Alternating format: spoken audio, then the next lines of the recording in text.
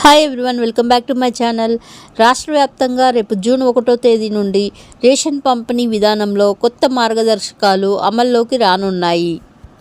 పౌర సరఫరాల శాఖ ఈ కొత్త మార్గదర్శకాలను విడుదల చేసింది.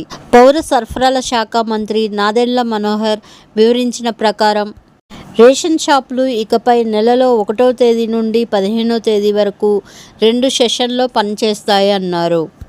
1వ సెషన్ ఉదయం 8 గంటల నుండి మధ్యాహ్నం 12 గంటల వరకు, 2వ సెషన్ 4 గంటల నుంచి సాయంత్రం 8 గంటల వరకు. ఆదివారాల్లోనూ రేషన్ పంపిణీ కొనసాగుతుంది అన్నారు.